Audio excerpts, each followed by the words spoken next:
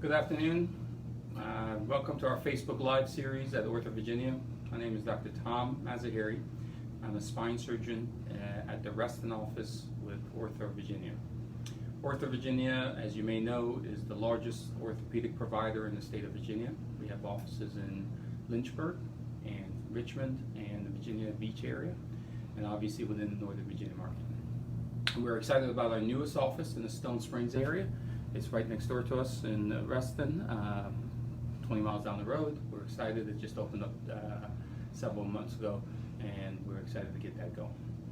I don't want to take up too much of your time to talk about us, but I do want to let you know that if you have questions, concerns, or you want to find a physician, we have OrthoVirginia.com, www.orthovirginia.com, which you can find out more about our providers, the procedures that we can offer you, and the treatment options that are out there for you. So let's get to talk about you and your pain, about back and lower back and hip issues, and when to see a specialist and when to get care. This can be a very tricky topic, so we'll try to cover the highlights and give you some pointers and allow you some time at the end to ask any questions. For your friends who may not be able to make it, please push the button below this and be able to share this talk with them either now or afterwards.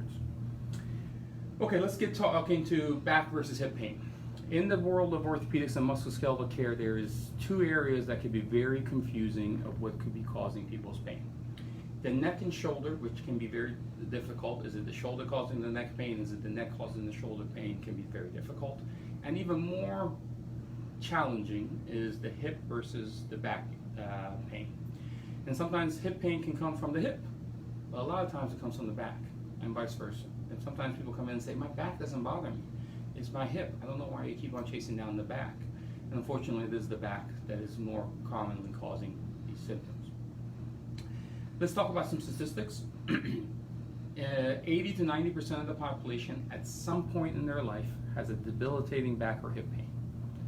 It can be debilitating. It can make you miss work. In fact, it is the #2 cause of missed work behind a common cold. The good news is the body typically takes care of it. Typically with rest, anti-inflammatories, activity modification, some exercises. Most of the time the body calms it down so you don't need to necessarily do anything drastic. The bad news is if it lingers, it leads to more morbidity and more missed work, more missed activities. And so finding the right diagnosis and the right treatment is key from the beginning. Some of the other problems that goes along with the right diagnosis is finding the right study. And so sometimes when we get x-rays and MRIs and studies, we can miss it because we can find abnormal findings that are not the symptomatic cause. So finding the right pathology that is causing the symptoms is the tricky part. And I'm going to talk about a case presentation right now to kind of illuminate that a little bit. And then we'll come back to exactly what's causing, how to figure out in yourself who you should see, a hip doctor or a spine doctor. We recently had, just within the last several weeks, we had a gentleman come see me. He's in his 50s, and he started having severe pain in his hip, outside of his hip. It was very severe pain, and he saw a hip doctor. They got an x-ray. They saw some mild arthritis, but he really didn't say that it was bad enough that we should be causing his symptoms. So he said, okay, let's start some physical therapy, some anti-inflammatories, appropriately so. And the gentleman unfortunately didn't get better. After a couple of weeks of doing that, came back and saw again the same doctor, and had a cortisone injection in his hip, on the outside of his hip. Didn't really respond. At this point, he went and saw a second doctor. They got an MRI, and the MRI showed a little hip arthritis, showed some what we call trochanteric bursitis. Trochanteric bursitis is an inflammation that happens very commonly outside of the hip. It could be very painful, and it could be oftentimes mimic a lot of back issues. So he had an injection in that area. They didn't want to keep on doing cortisone injections, so they did a stem cell injection with an injection called PRP, platelet-rich plasma. So unfortunately, he didn't respond very well to that, and he was getting worse and worse. Now, mind you, this started in April. By the time he sees me in August in my office, this poor gentleman has gotten worse and worse. So he shows up to my office in a wheelchair because he's so debilitated he can hardly walk. We got an MRI of his back, and lo and behold, there it was, a large disc herniation at L3-4. So it was crushing his L3 and L4 nerve roots, which was causing the pain outside of his hip. He had zero back pain, but the pain that was outside of his hip wasn't coming from the X-ray or the MRI findings that he had. It was coming from the pinched nerve from his back. And God we found it. We did a microdiscectomy on him and a minimally invasive surgery, 30 minutes, and in recovery room, his pain is gone. So going from April till July, now till August and now September, the guy was miserable, and now he is within hours of the procedure much better. So again, right diagnosis, right treatment, patient did well. So what could have been done differently? Well, I don't know if anything could have been done differently because I wasn't there, and you can always Monday morning quarterback this. But the reality situation is physical exam is the key part of this. Being able to touch the patient, being able to say, okay, what is the right appropriate exam findings and what's not. Big key broad points. In general, oftentimes patients come and see a hip doctor and say, my hip is killing me. And they're touching the buttocks part and the back of the hip. That is usually not where a hip pathology affects patients. In general, someone who has hip pain coming from hip arthritis, they're hurt in the front, in the groin area. And oftentimes they'll find that crease in the groin and they say, that's where it's bothering me. And those patients sometimes have radiation that goes into the front of the thigh, but very rarely does it go past the knee. Those patients typically say, when I get up first from a seated position, that's when it really bothers me. But within a couple of steps, the lubrication comes in and I feel better, and after a couple of steps, I limp for the first couple of steps, but then now I feel better and better. So I came by much better. People with a pinched nerve or stenosis or back issues, it's the exact opposite. They feel worse in the back and the buttocks. Classically, with a pinched nerve, it should go all the way down the back of the hamstring, past the knee to the calf. Either outside of the calf is the L5 nerve, or the back of the calf is the S1 nerve. But sometimes it could be the L3 or the L4 nerves, which would be more in the front of the thigh and to the front of the knee, which can be confusing also. So, front of the hip, growing pain, typically the hip. Buttocks, past the knee, into the calf, typically that's the back. That's the big generalities. If someone comes with one of those, it's easy. Unfortunately, as the example I just said to you guys, that's not what happens a lot of times. A lot of times people come in with pain on the outside of the hip. And let's talk about anatomy a little bit. So in that area, there's a lot of things that could be the pain generator, and unfortunately they all mimic each other. So you have the lower back structures, like the discs, the muscles, the paravertebral muscles. You can have the facet joints. You can have the nerves. You can have the SI joint, the sacroiliac joint. And those all can present with pain in the buttocks and lower back and into the outside of the hip. In the hip, you have the piriformis muscle. Piriformis syndrome can cause a lot of problems. You have the trochanteric bursa. There's a muscle called the gluteus medius that can tear in older individuals, which can be very painful and cause people to limp. You can have hip arthritis, and in younger people, especially in runners or in people with certain anatomy where the hip isn't very symmetric, you can have a condition called labral tears or femoroacetabular impingement. And all of those things, the combination of all those things can make it very difficult to distinguish what's causing your symptoms. Now let's talk about, furthermore, there is oftentimes more than one diagnosis. So someone can have a labral tear and a pinched nerve. And sometimes people have disc issues and femoroacetabular impingement. And so the combination of the two things can make it very confusing. And so that's where it becomes the hard part between the doctor and the patient to be able to communicate effectively and us examine you, and along with the appropriate testing and figure out where to go. So typically, step one is, if you have back or hip pain, is it the front, is it the back, does it radiate, where does it go? If it goes into the front and it's in the groin, that would be more of a hip issue. If it's in the back and goes back of the hamstring to the calf, that's more the back issue. And if it is the back issue, we can get an MRI of your lumbar spine, or we can get further testing starting with x-rays or do conservative care. If you're not responding to conservative care, imaging will tell us. If it's gray, sometimes we do these injections to kind of figure it out. Nothing like numbing up an area to kind of see what happens. So if you have a person who you say, okay, they have both hip issues on their imaging and they have back issues. My exam was gray. I couldn't quite figure out which one was which. And I want to distinguish which of them is the source, is the pain generator. We could do a cortisone shot next to that nerve, next to that disc, or numbing medicine, and kind of see how they respond. If they get minimal response, probably not the source of it. If they get great response or prolonged response, then that could be both therapeutic and diagnostic. So if someone has, hey, you did a shot in my back and it really cured me or helped me for months on at a time, that's beautiful. If it doesn't, then unfortunately you may have to kind of figure it out with different types of shots. And one of the other testing that I actually like a lot, done in the right hands, an EMG or a nerve conduction test can really illuminate a lot for us. It's oftentimes done by either a neurologist or physiatrist. And they basically put needles in your leg and they kind of see the conduction of the nerve and where is it slow and where is it not conducting normally.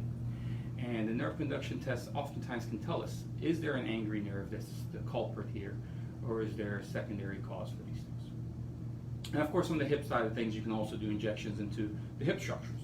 Intra-articular into the hip to see if it's the hip arthritis or the labral tear or the femoroacetabular impingement, or is it, you can do it in the sacroiliac area or into the piriformis area and kind of see what the response is to those things.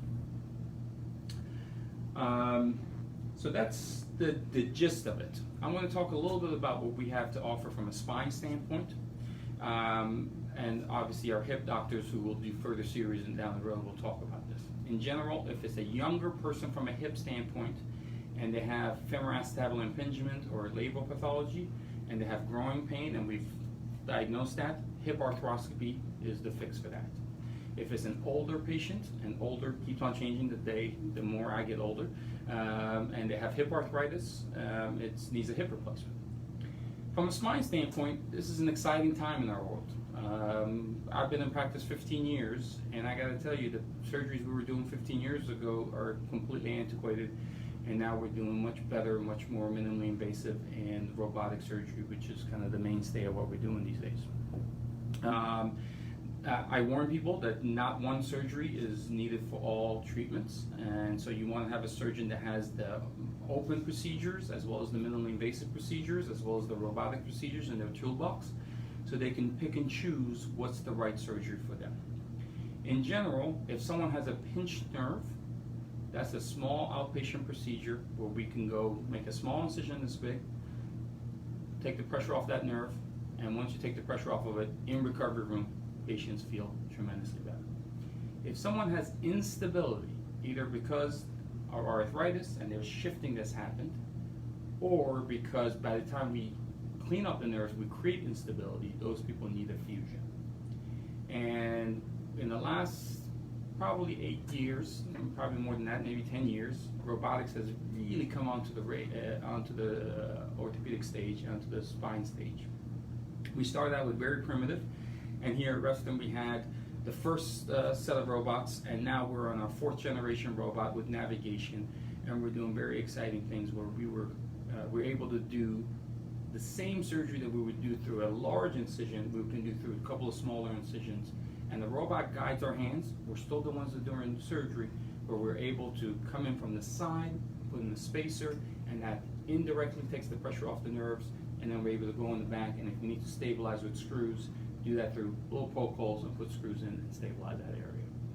Typically that was a couple of days in a hospital procedure, and patients wouldn't be here 4 or 5 days sometimes, and now we've gone to 1 night in the hospital, and I've had a patient, best case scenario, but I've had a patient after that surgery, 1 level MIS robotic surgery, golf 2 weeks later. And so I don't want to promise that for everybody who's watching at home, but that is some of the things that was unbelievable, unthinkable 10 years ago when I was in practice here. So that's my spiel. I got some tips to go over what we're talking about. The hip and back pain can be very confusing and it's very prevalent. In general, if it's in the front, tip number one, if it's in the front, in the groin area, going to the front of the thigh, it's most likely to be a hip pathology. If it's in the buttocks and goes down the leg all the way past the knee, is typically a back issue that's causing hip problems. Tip number two, early physical examination and consultation with an orthopedist or a doctor is going to get you the right treatment so that you have less suffering and less morbidity. The right treatment for the right person as well. Tip number three, X-rays and MRIs can often find asymptomatic, normal degenerative findings, and so relying on just imaging alone can be misleading. So going back to tip number 1 and 2 is if you have problems, seeing the right doctor to get the right exam and getting the proper treatment is key to getting you back to your exercise, your work, and to your life. I'll open up to questions now unless there's anything else to cover. All right, thank you, Dr. Mazahery. We have a bunch of questions. So if you have some back problems and had 2 hip replacements done a short time ago, how can you tell if it's your hip or back? So it all depends on what short time ago means. So someone who's had 2 hip replacements, unfortunately, they've gone through a lot, and their body is still recovering from that. So if you say short time ago, like 2 years ago, we need to check out the back. We've got to see what's going on. But if you say it was happening within the last couple of weeks, you still need to give it some time because they had to move the muscles in order to do those hip replacements. And oftentimes when they've cut through, or depends on the approach that they have done, and gone through and done hip surgery, we oftentimes use our back muscles to compensate. So obviously if you go through the normal rehab and the hip doctor is feeling that you're not where you need to be, you should see a spine doctor. I think that is a very appropriate thing. Unfortunately, what I see a lot of is that people who had both didn't realize they had both issues. And that they get one taken care of and the other one becomes more prevalent, and they say, no, my symptoms that were this are gone, but I still have these other symptoms, which was the second diagnosis that was never discussed with them. Awesome. Next question is, what causes shooting pain when lying down from the knee down to the ankle? So shooting pain from the knee to the ankle can be hard to figure out if it's just coming from the knee or to the ankle. And it all depends on where, okay? So if the pain is coming from the buttocks all the way down to the leg, oftentimes that is a pinched nerve in the back. And so we'll see patients who have a pinched nerve, they can't lie flat in the bed. They'll have to either be on a recliner, or they get a wedge pillow, or they walk leaning forward in order to take the pressure off of it. Fortunately, if you're straight or leaning backwards, that does pinch the nerve a lot, and so that can come from it. But again, that's where the physical exam comes in, is if it's just from the knee down, it could be the back, but it could be also a knee pathology. So you can have a Baker's cyst in the back of the knee, or you can have problems inside the knee that's causing some irritation of the nerves. Hard to say, but I suspect if it's just lying down, I will check out the back, and I will start with a spine doctor. Awesome. Next question, I am a runner and frequently have low back pain after a long distance run. What should I focus on strengthening and stretching to help with this? So I love that question because I'm a runner and I'm a long distance runner, and I've experienced this firsthand. And unfortunately what happens with running is that it's the thing that keeps us going. It's the best exercise for me, and I love it from both mental and physical standpoint. But long distance running takes a toll on you. And I actually think it's great for your back to do long distance running because the discs have poor blood supply as it is. And so when you run, you get your heart rate up, and for that matter, any aerobic exercise, and it oxygenates those discs. So I'm a huge proponent of running to keep your back healthy. However, when you run after a certain distance, and everybody's a little different, you fatigue out your muscles, so you start compensating. And when you compensate with different types of muscles, and a lot of times it's your hip muscles. In my case, and I'm sure in a lot of runners is the same, it's the hip abductors. So the things that make your hips go out. So when you run, typically those hip abductors are working and patients are fine. If you don't have great core strength, and you can have good core strength but they can fatigue easily, or if your hip abductor, your gluteus medius, aren't working properly, by a certain distance, by a certain mile, you start limping. And when you start limping, you start using your back muscles. And this can be very subtle, but if you'll see a person running towards the end of their run, you can see they're running very differently, very labored versus the beginning of their run. And that's because the hip abductors have become weak. One of the key exercises is A, stretch before surgery, before running, because that actually activates the muscles. B, activation exercises before you run. So I would do some little bit of smaller jogs and sprints before you go on your long run. And hip abductor exercises, standing and bringing your hips out. And you could do that with the resistance bands. You could do that with laying down, where you bring your legs up, where basically that's a scissor, or where you're standing and bringing it out. Doing hip abductor exercises helps with your running. It helps with your core strength. And typically, I've seen a lot of patients who struggle in the later miles get past that by just focusing on that. Awesome. All right, so now we have a medical question, so bear with me. In the last year, I've had lower back surgery, a laminectomy between between L4 and S1. Recently had total hip replacement on right side. Experiencing lower back pain. I cannot tell whether it's from the healing process or from the back. Again, very difficult without imaging and exam. So when someone does a laminectomy, means they're cleaning up the nerves. And someone who's had a laminectomy and a hip replacement, they clearly have more than one pathology. So they have a hip issue and they have a back issue. If it's just a laminectomy and not a fusion, you worry that either the bone spurs or the disc bulging or whatever was compressing those nerves has recurred, which oftentimes can happen with just a laminectomy. If it was not fused, you may need a fusion. If it was fused, you may be putting extra stresses on the level above or the level below, when you then have some more bulging in those areas, and those areas need to be assessed. I would get back to the doctor who did the index back surgery and say, these are my set of issues, and at least get a set of x-rays, possibly a new MRI to see what's happening back there. Awesome. All right. I'm being treated for a lymphoma with a lesion in the left iliac bone. I also have lower back pain due to a trampoline injury many years ago. I can't tell the difference in the pain. So any tips? That is the problem we deal with. Unfortunately, that is exactly right. I mean, you nailed it. There are people who have lymphoma, which is obviously a type of cancer, and that is a lesion in the spine. And you can have a disc degeneration that's been there 20 years. And unfortunately, they both present very similarly. This is the problem with hip and back problems, is you can have so many different pathologies and they all present with pain in the pelvic girdle and in the back and buttocks. The key part is being able to treat one and kind of see how you respond. And if you say, hey, every time I get a shot, despite the lymphoma, I get a shot next to that disc, I'm great. It's the disc that's causing your issues, and there may be more options to fix that permanently. But clearly the lymphoma takes precedence. So I would make sure that it's treated with proper chemotherapy or radiation treatment that your oncologist is providing for you. All right, so we have a few questions about sciatica. Yeah. How can you tell if it is sciatica? So sciatica is a term that gets thrown around a lot. The classic sciatica is a pinched nerve in the lower back that goes, again, from the buttocks all the way down, back of the hamstring, typically, depending on the nerve that's pinched, to the outside of the calf or to the back of the calf. So a pinched nerve should go, a sciatica, should go past the knee. Now clearly there's L3 nerves and other nerves that it doesn't do that. And the gentleman that I talked about earlier in this talk was that guy. We had an L3 and L4 nerves that mimicked as a hip pathology. But a true sciatica goes past the knee and it's in the buttocks and goes all the way down the leg. All right. So this is a good one. What are some of the reasons back pain is significantly worse at night? You know, we don't know that.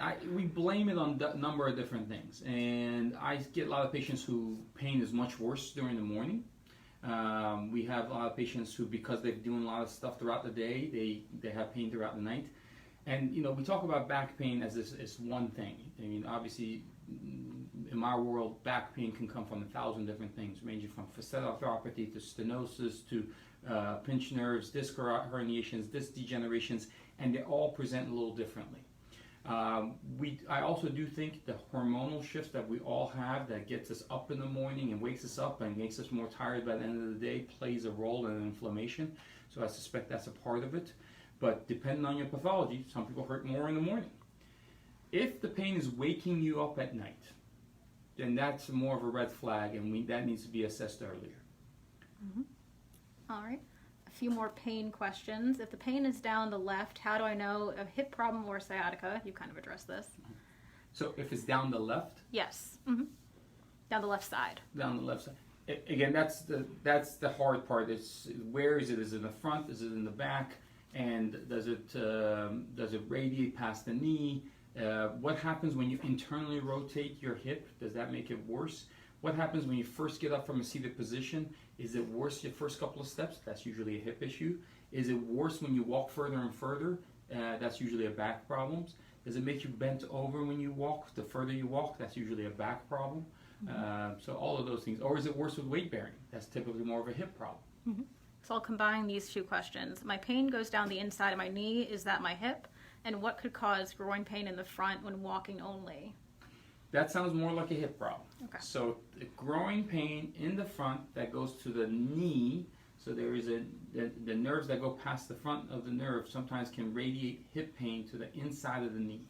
Mm-hmm. So oftentimes that is more the hip issue. And although there's a nerve, the L3 nerve that goes to the front of the knee also, so it could be either, but in this scenario, given what you just said, my first thought is that check out the hip and see what that looks like. And an exam with internal, external rotation of the hip usually gives you a lot of information about that. All right. My husband had a micro-appendectomy about a month ago and is still experiencing pain in his back as well as in the back and front of his thigh. Is this normal? It should not be normal. A micro-laminectomy or laminotomy or discectomy, which are variations of the same surgery, typically takes the pressure off a nerve and allows people to be a 97% success rate. So most patients are tremendously better. Now some people, again, depending on what the pathology was, they have a recurrence of their disc herniation or their bone spur that grew back, and those are things that need to be evaluated.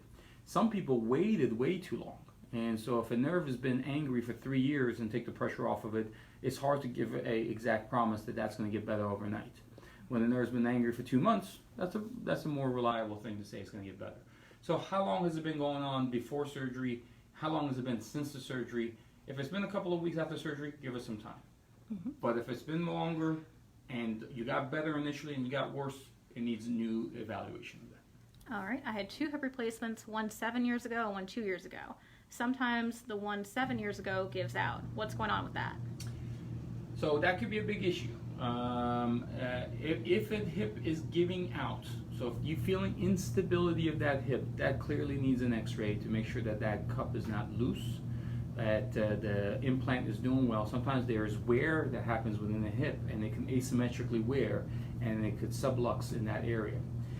If there's ever been a dislocation of that hip, that can also tear the tissue around there, so that could cause chronic instability.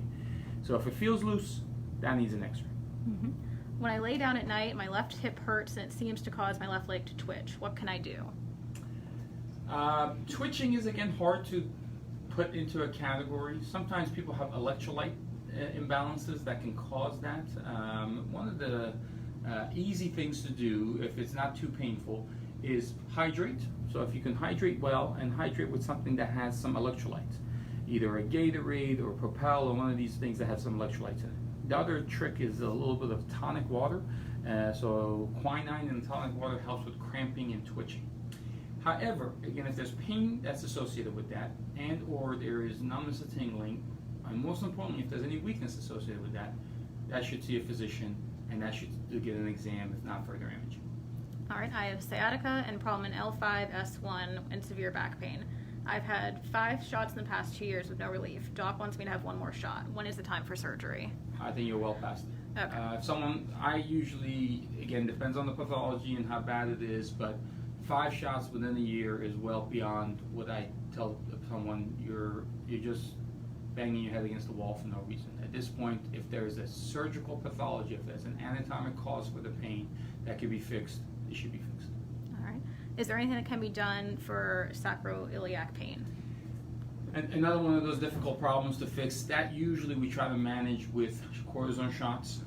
There are some surgeries that where you can fuse the sacroiliac joint to help with it. We rarely use that. Usually we get people with sacroiliac pain to be better with strengthening the hip abductors, strengthening the hip extensors. So all those things can stabilize that area, plus or minus some cortisone shots. So that usually does the trick. However, there are some minimally invasive procedures that you could do for the SI joint, but the success rates to that, to be frank, is mixed, so we try to use it sparingly. All right.